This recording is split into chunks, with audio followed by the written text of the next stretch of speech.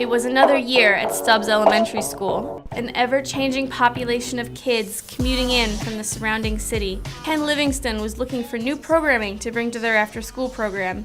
He had a meeting with Ray Jones Avery from the Christina Cultural Arts program, and she was telling him about how they did a pop-up event.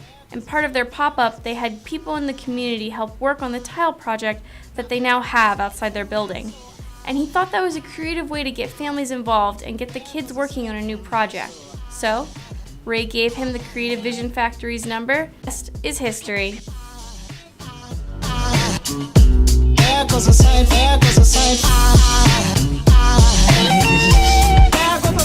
Alright, students, can you turn around and state your name? Turn around, look, Kalia. Turn around, baby. State your name. Kalia. Kalia what? Kalia Worthy. My name is Amaya. My name is Tatiana Desiree Kelly. My name is Rashai Westcott Carr. My name is Mario Johnson. Okay, do you know where any of your tiles are? I'm down here. Yours on that hand. Kalia, I see three of yours right here. You know you were next to me because you told me. Where are they? There it is. Look, Mrs. Freeman. Oh, nice job, Maya. Yeah. Let's see. Oh, here it is. Here's one. Where is it? Right here. My full name is Charlene Rayner. I am the kindergarten teacher / site coordinator for the after school and the summer school program here at wonderful Frederick Douglass Stubbs Elementary School. And Mr. Livingston and I are the site coordinators of after school. It's an after school program twice a week, and then we did it during field day. And then we had some parents come when we had different functions in the afternoon or evening, and then we had extra tiles, so they were able to do and make their own creation. So they're going to be part of the history of Stubbs Elementary School as well. Well, first of all, you know, we love having our students do arts and crafts. And, you know, this is part of science because we not only talked about what the end product was, but what was it made of. And then we talked about how it was made. And then they talked about the process of how they bake them, and then they stain them, and then they gloss them. You know, just the whole process. So the students understood that, okay, we have this maybe not so pretty piece of clay that was either gray or blue, but that's going to turn into something beautiful in what you see. And they understood the entire process. What did you put on your tiles? I did like sometimes graphic art, sometimes art, based on scary movies like Bloody Mary and stuff. Where are some of your scary ones? I want to see those guys. Like I didn't make them because I was like thinking about making them. You think it would be weird to have that on your wall? Yes. Like sometimes I made these type. What's that type? Like a mountain type. Like this. Sorry. This purple one right here. This is the one that I made for my mentor. I made this one for my mentor. Yeah, so I got that name was Mr. Brown. Who's your mentor? Kiana. #1 mentor in the world is Kiana. Aw. Why did you make the tile for her?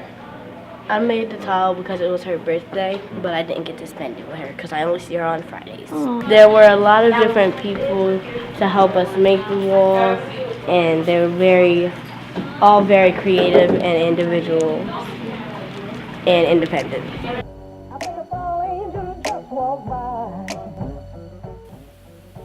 One of the ideas that we had at the Creative Vision Factory was this question of how is public art produced and who gets to make the images that are used in public art projects. And so we had this idea of using the metaphor of the quilt as a way of creating a large-scale public artwork.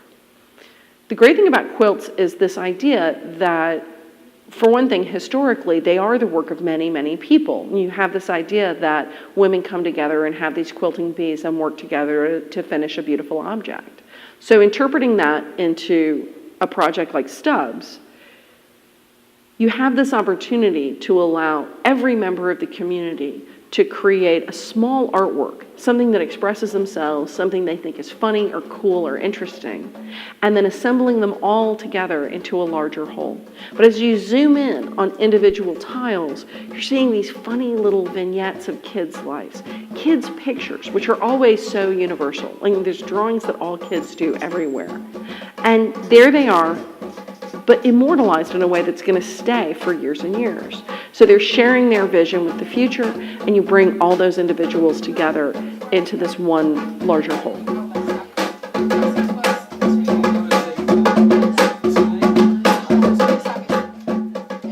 What I saw a lot of was my experience with the members creating and installing the tiles. We were able to put to work 24 members of our community over the course of the summer at $15 an hour. Some of them were folks who hadn't been employed in a long time, but either because of disability or because they've been homeless, because they don't have ID, they don't have a lot of the basic things you need to get a job. Being a part of a public art project is really transformative. It gives you something of your own that you've made and you've contributed to the city that's really important.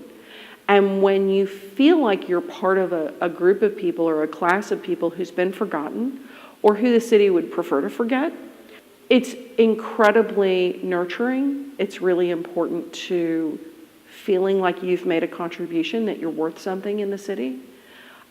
I want to cover the city in tile, fact. I want to see so many art projects in this city that people come to Wilmington to go on a tour of these incredible art projects that were made by people who live here, by kids and adults working together, by members of the museum and members of the homeless community, by people from all walks of life. Like, my job is I teach art to people who need everything, but I still think it matters. So I need to cover the city in tile. That's what I need to do.